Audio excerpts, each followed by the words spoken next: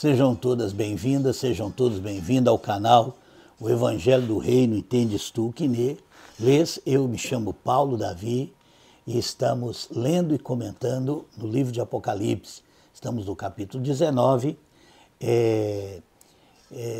Mas antes de começarmos, se você ainda não é inscrito no canal, inscreva-se, dê seu joinha, acompanhe as nossas publicações, que acontece todo domingo às 10 horas da manhã. E hoje vamos ler esse capítulo 19.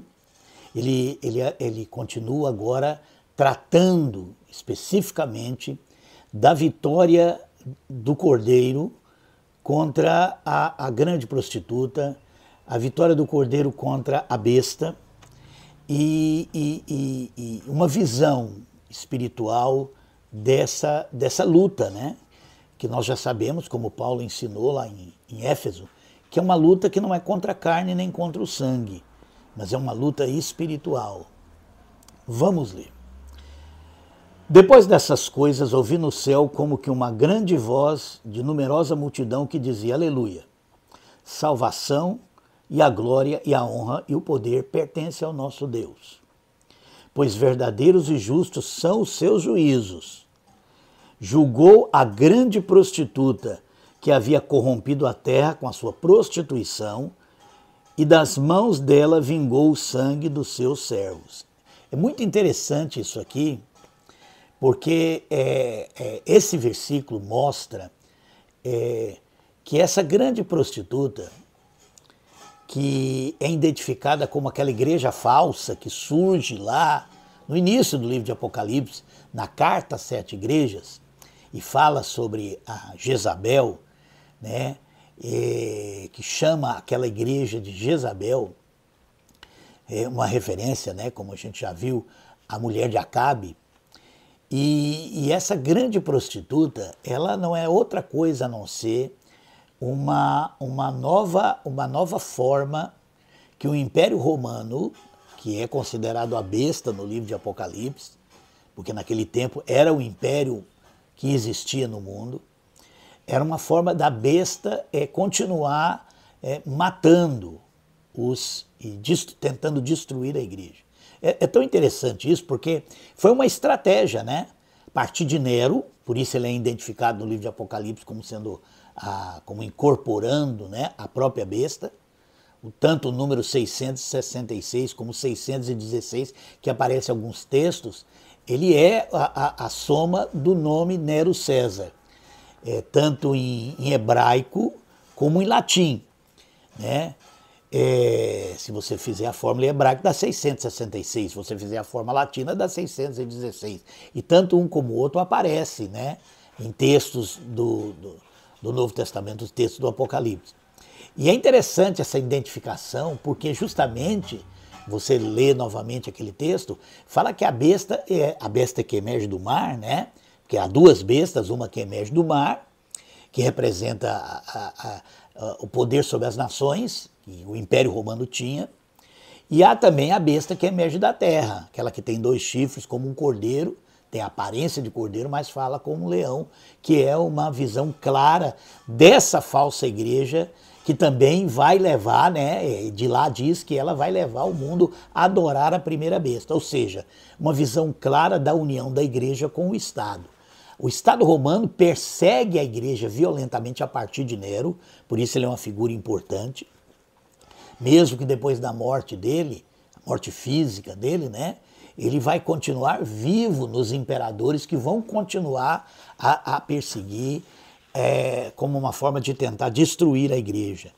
Mas nós lembramos, né, nós sabemos pela história, que essa não foi uma estratégia que deu resultado, porque quanto mais perseguida a igreja era, mais ela crescia, mais ela se tornava, ela se espalhava pelo império. E foi aí que um desses imperadores, né, com o mesmo espírito de Nero, resolveu mudar a estratégia. Ao invés de perseguir a igreja, ele resolveu cessar a perseguição e aproximar-se da igreja. É nessa aproximação, né, que vários líderes da igreja, né, vão se deixar envolver e vão entrar nesse projeto de um desenvolvimento de uma igreja romana. E é essa igreja romana que o texto deixa claro que é a grande prostituta. Por que grande prostituta? Porque a igreja é a noiva de Cristo, né? Nas Escrituras, ela é uma das figuras, é que ela é a noiva de Cristo. E ela só tem um Senhor, ela só tem um soberano, né, que é o próprio Senhor Jesus Cristo. Mas ao se aproximar da igreja, ela vai se unir como uma união adúltera, né, com o imperador romano. Por isso que ela passa a ser chamada de a grande meretriz, a grande prostituta, essa união da igreja com o Estado, né, em busca de poder, de posição, de influência, né. É quando a igreja deixa de depender do Espírito para alcançar aqueles que o Senhor escolheu e quer se impor os seus valores, impor as suas crenças, impor a sua fé, através do poder do Estado, através da espada. Essa é o que vai acontecer. Então o Estado, através da espada, vai impor o cristianismo, né? Agora nós podemos chamar cristianismo como única religião aceita pelo Império. Em contrapartida, a igreja vai passar a dar respaldo aos imperadores, né? Com a distorção do discurso de submissão à autoridade que a gente conhece, porque isso nunca acabou, né? Então é muito interessante quando diz aqui que essa grande prostituta ela é responsável pelo sangue dos servos de Deus. Isso, né, tanto no sentido espiritual, porque isso vai trazer morte espiritual, engano, como no sentido que essa igreja também vai começar a perseguir todos aqueles cristãos, toda aquela liderança do povo de Deus naquele tempo, que não aceitou essa união e que vai ser chamado de hereges, né? Então há toda uma história, né, da perseguição, porque essa igreja vai impor um credo, vai impor uma forma de interpretação das Escrituras, vai impor uma forma de entendimento única, e todo mundo que tivesse fora, e mais tarde, quando o surgimento do bispo de Roma, na pessoa do Papa, isso já entre os germânicos, né, todo aquele que não se submeter passa a ser perseguido. Então há uma longa história durante a Idade Média, de perseguição à igreja. A perseguição continuou, só que agora por essa igreja, né, que vai encarnar o poder de Nero. Aí é que está a questão do Nero, né? Porque quando a igreja persegue, ela assume esse espírito do Nero, né? O Nero que começou a perseguição à igreja, e que a Bíblia trata como a besta ferida de morte, porque mesmo tendo morrido, esse espírito de perseguição continuou, esse espírito de violência contra a igreja continuou, ou seja, nos imperadores, e depois, a partir do surgimento da grande prostituta, essa grande prostituta, da pessoa do Papa daquele tempo, ela vai começar a perseguir violentamente todo aquele que não se submete a ela. Mas vamos continuar. E outra vez clamavam, aleluia, e a fumaça dela sobe para todo sempre. É uma referência na destruição, né? No juízo de Deus contra a grande prostituta. Os 24 anciãos e os 4 seres viventes prostraram-se e adoraram a Deus, que está sentado no trono, dizendo, amém, aleluia. Então saiu do trono uma voz que dizia, louvai o nosso Deus, vós todos os seus servos, e vós os que temeis, assim pequenos como grandes. Também ouvi uma voz como a de uma grande multidão, como a voz de muitas águas e como a voz de fortes trovões que dizia, aleluia, pois já reina o Senhor nosso Deus, o Todo-Poderoso. Regozijemo-nos e exultemos e demos-lhes glória, pois são chegadas as bodas do Cordeiro e já a sua noiva se aprontou. Ou seja, mesmo que uma parte, né, da igreja se corrompe, se torna grande prostituta, a noiva de Cristo, aquela igreja que é fiel somente a Ele, ela continuava a existir. E esse é um ponto importante. Esse é um ponto importante porque muitos cristãos acreditam que a reforma protestante, ela tentou reformar a igreja e deu origem ao movimento protestante e a tudo que existe hoje, como se a igreja de Jesus Cristo houvesse corrompido como um todo no catolicismo e só teria sido reformada na Reforma Protestante do século XVI. Mas isso não é verdade. Não é verdade. Isso não é verdade, porque historicamente a igreja nunca deixou de existir. A igreja enquanto instituição, essa nunca foi. A igreja nunca foi uma instituição. A igreja sempre foi pessoas, cristãos verdadeiros que se reuniam esporadicamente, que serviam a Deus e que depois do surgimento da igreja romana passaram a ser perseguidos e tiveram que viver no deserto, como fala lá em Apocalipse 12, escondida, né, porque eram perseguidos, né? E essa perseguição vai continuar com o protestantismo. O protestantismo também não vai aceitar essa igreja, porque ela carrega, né, ao mesmo espírito, né, apesar de Lutero e os reformadores terem tentado reformar a grande prostituta, o que eu vou falar é um pouquinho forte, mas na verdade o sistema denominacional protestante são prostitutas que foram parcialmente reformadas, né? Porque o principal eles não têm a unidade do espírito, eles não têm a unidade da fé, eles se impõem como eles têm seus batismos, eles têm suas ordenanças, suas cerimônias. É um movimento dividido, é um movimento também que iria gradativamente também se unir ao Estado, justamente no surgimento da grande prostituta do fim dos tempos, né? Da Babilônia do fim dos tempos, porque esse desejo de ter um império e governar o mundo todo vai continuar. Nós vimos que mais tarde nós vamos ter isso no Império Carolíngio, entre os francos, né? Os francos que vão dominar os povos germânicos na Europa. Depois, mais tarde, vão surgir outras, né? Nós vamos ter períodos de tentativa de um governo, como foi Portugal, depois Espanha. Portugal no século XV, Espanha no século XVI, a França no século XVII e, finalmente, a Inglaterra, né? O Império Britânico no século XVIII vai entrar até a Primeira e Segunda Guerra Mundial. Hoje nós temos um novo império do mundo, que é os Estados Unidos, e unida a igreja. Quem acompanha o noticiário está vendo, novamente, essa união surgir com força, né, entre o fundamentalismo religioso e o novo governo que se estabelece agora. É um sinal para nós. Aquilo é, sem sombra de dúvida, a Babilônia, né? E com a grande prostituta, aquela igreja que se corrompe, que abandona o evangelho do reino, o evangelho de Cristo, e passa a praticar essa nova teologia, que é a teologia do domínio, que é uma derivação já da teologia da prosperidade, que surge com o advento do capitalismo.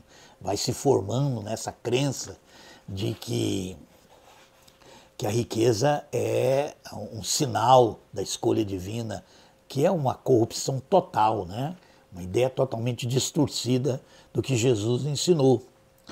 E que a gente vem tratando aqui e vai sempre continuar tratando, porque isso está em todo o Novo Testamento, né? As advertências, as palavras proféticas dos apóstolos, do cuidado que nós temos que ter, do engano das riquezas, do engano do poder desse mundo. Vamos continuar. Estava no versículo 7, né? Regozijemos, exultemos e demos-lhe glória, pois são chegadas as bodas do Cordeiro e já sua noiva se aprontou. Foi-lhe dado como se vestisse de linho fino, resplandecente e puro. O linho fino são os atos de justiça do santo. Aqui está um sinal que Tiago fala, né, que a verdadeira religião é visitar os órfãos e as viúvas e se manter livre da contaminação desse mundo, né? É o todo do Evangelho, a opção que Jesus fez pelos pobres, pelos excluídos, pelos necessitados. O Novo Testamento trata disso em todas as suas cartas, no Evangelho, nas cartas de Paulo, no próprio livro de Apocalipse, que a vida cristã é uma vida de justiça, né? justiça, a justiça de Deus, aquilo prometido pelos profetas do Velho Testamento, né? Que todo monte seria aplainado, que todo vale seria levantado, ou seja, a justiça. E a mensagem do reino de Deus, do Evangelho de Jesus Cristo, é um evangelho de justiça, né? E isso é muito importante, mas vamos tratar disso mais da frente, vamos falar disso no livro de Hebreus, vamos falar isso na epístola de Tiago, né? Acompanhe as nossas publicações. E em tudo aquilo que a gente publica nas redes sociais, né? Mostrando que o evangelho do reino, o amor de Deus, a lei do amor, que é a lei de Cristo, tem a ver com a palavra grega caridade, ou seja, cuidar dos necessitados, acolher, aproximar, socorrer e usar a força de Deus, como a igreja na sua voz profética, clamando por justiça. Então, o linho fino são os atos de justiça do santo. Ou seja, a igreja sempre agiu nesse mundo, no chão da vida, com atos de justiça. Tudo que a igreja faz, tudo que a igreja prega, tudo que a igreja defende, tem a ver com a justiça, tem a ver com o clamor por justiça, nossas orações, nossas ações. A verdadeira igreja de Deus sempre foi uma igreja que clamou por justiça, porque o evangelho do reino é um evangelho de justiça. Essa é uma palavra que aparece em todo o Novo Testamento. Não tem como falar do evangelho de Cristo e tirar esse aspecto que o reino de Deus, que ele veio implantar nesse mundo, né? Não é um reino desse mundo, porque não é um reino político, não é um reino com governo, não é um reino de Estado, não é um reino de exército, não é um reino de armas, né? Não tem nada a ver com a natureza desse mundo. Mas é um reino nesse mundo, né? E esse reino tem a ver com a justiça, tem a ver com socorrer, acolher, alcançar todos aqueles que foram excluídos por esse desejo de poder e riqueza que domina esse mundo. O mundo é isso. O mundo é desejo de poder sobre os homens, desejo de riqueza, desejo de proeminência. Esse é o espírito que domina esse mundo. O espírito de Cristo é um espírito que busca aqueles excluídos pelo espírito desse mundo e cujos atos, os cristãos, sempre são atos, seja de forma política, no sentido de defender todo tipo de políticas de justiça, de inclusão, de acolhimento, que é feita aos pobres desse mundo, né? Tudo aquilo que acolhe, cuida, socorre, corrige as injustiças, tem o apoio do povo de Deus. E o povo de Deus veste essas vestes, né? Que são vestes de justiça. Verso 9, disse-me, escreve, bem-aventurado daqueles que estão chamados à ceia das bodas do Cordeiro. E disse-me ainda, estas são as verdadeiras palavras de Deus. Olha só, ele usa o termo as verdadeiras palavras de Deus. Por quê? Por causa que uma das características da falsa igreja é a falsificação da palavra de Deus, né? É uma característica. A mentira é uma característica do próprio espírito desse mundo, né? Do espírito do diabo, do Satanás, ou seja lá o nome que você dê para esse espírito do homem do pecado, né? As verdadeiras palavras de Deus. Então me lancei a seus pés para adorá-lo, mas ele me disse, olha, não faças isso. Sou conservo teu e dos teus irmãos que têm o testemunho de Jesus. Adora a Deus, pois o testemunho de Jesus é o espírito da profecia. Né? Então, João, né, ao ouvir todas essas coisas, ele faz a menção de adorar aquele mensageiro, aquele anjo que estava trazendo essas palavras, né? Quando ele diz, não, você não vai me adorar, né? Você tem que adorar a Deus. Aqui é uma coisa muito interessante, né? Olha o que ele diz aqui. Sou conservo teu e de teus irmãos, que têm o testemunho de Jesus, as vestes de justiça. Adora a Deus, pois o testemunho de Jesus é o espírito da profecia. O espírito da profecia, o espírito para que nós possamos interpretar as Escrituras. Isso é um ponto muito importante. As Escrituras, elas precisam ser interpretadas pelo Espírito de Jesus, né? Pelo testemunho de Jesus, porque o Espírito de Jesus é o testemunho dele. É a forma não só do que ele ensinou, mas também do que ele viveu. O ensino de Jesus e a vida de Jesus são o espírito da profecia. Nós não podemos tentar entender as Escrituras ou interpretar a Escritura com outro espírito, né? Como é feito, como uma grande prostituta faz de suas filhas, que é tentar ver nas Escrituras essa ideia de poder, de riqueza. Esse não é o Espírito de Cristo, né? Jesus não tem esse espírito, porque o seu testemunho não é esse. Jesus deu um testemunho claro nos evangelhos, e os 4 evangelhos são muito importantes para nós entendermos o testemunho de Jesus. Se nós não entendemos o testemunho de Jesus nos 4 evangelhos, nós vamos ler as Escrituras com o espírito desse mundo e vamos fazer interpretações totalmente torcidas. É por isso que o sistema denominacional religioso é tão dividido, porque eles não têm o espírito da profecia, que é o testemunho de Jesus. Porque se tivesse o testemunho de Jesus, não haveria o sistema denominacional, né? Jesus, certa vez, na sua oração, lá em João 17, ele dizia: haverá um só rebanho e um só pastor. Por que não existe um só rebanho e um só pastor? Por que a igreja de Jesus Cristo, ou pelo menos isso que se chama a igreja de Jesus Cristo, não é um só rebanho? Porque não tem um só pastor. Cada sistema nacional, os seus líderes que se assenhoram da fé dos seus seguidores, eles são na prática os pastores. Não é à toa que eles são chamados de pastor, porque eles são realmente os pastores dessa gente. E é por isso que o sistema denominacional é dividido.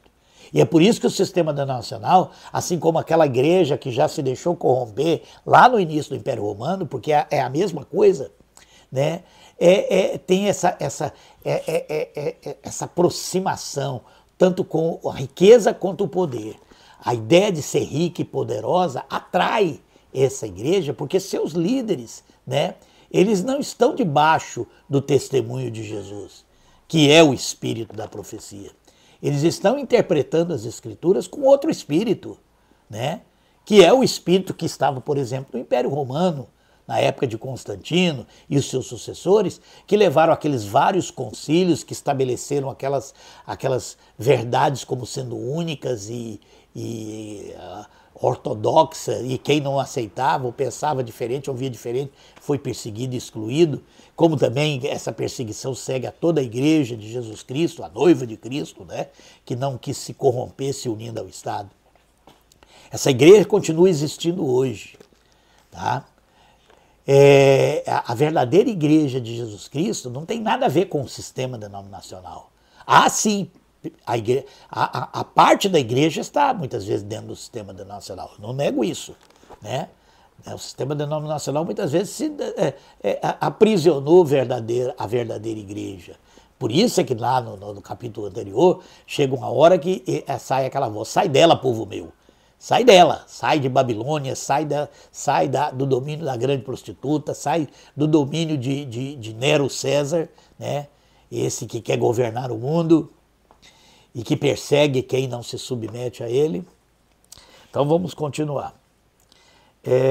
Verso 11, viu o céu aberto, apareceu um cavalo branco. Aqui é uma visão clara de Jesus. O seu cavaleiro chama-se Fiel e Verdadeiro. Fiel e Verdadeiro. E julga e peleja com justiça. Ele julga e peleja com justiça. Os seus olhos eram como chamas de fogo, e sobre a sua cabeça havia muitos diademas. Ele tinha um nome escrito que ninguém sabia senão ele mesmo. Isso aqui é interessante, né? Para você ver como se perdeu. O nome de Jesus, o nome que estava escrito, né, que Jesus traz, ninguém sabia, senão só ele mesmo. Estava vestido com um manto salpicado de sangue, e o nome pelo qual se chama é Verbo de Deus. Seguiam-no os exércitos que estão no céu, em cavalos brancos e vestidos de linho fino, branco e puro. Já sabemos que são as obras de justiça.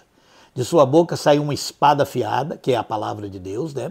Lá em Hebreus fala isso, para ferir com ele as nações. Ele as regerá com vara de ferro. Ele mesmo é o que pisa o lagar do vinho do furor da ira de Deus Todo-Poderoso. No manto sobre a sua coxa tem escrito o nome Rei dos Reis e Senhor dos Senhores. Então vi um anjo em pé no sol, o qual chamou com grande voz a todas as aves que voam pelo meio do céu: vinde, ajuntemo-nos para a ceia do grande Deus, para comermos carne dos reis, carne dos poderosos, carne de cavalos e seus cavaleiros, carne de todos os homens livres, escravos e pequenos e grandes. E vi a besta e os reis da terra, e os seus exércitos reunidos para guerrearem contra aquele que estava montado no cavalo e o seu exército. Agora presta atenção.